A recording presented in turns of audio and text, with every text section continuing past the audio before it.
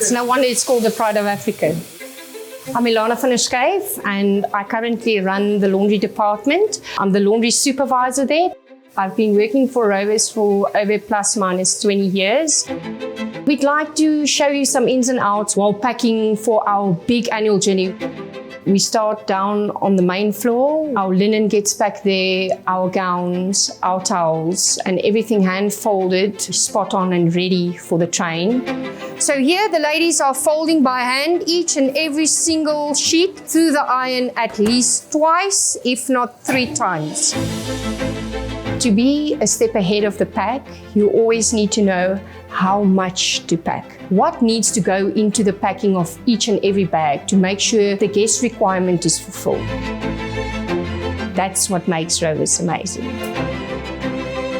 We start with sorting our linens according to the size of the beds. We count the amount of the rooms that we are going to pack. Actually, we want to move from the plastic to our linen bags each and every trip. Towels is 4.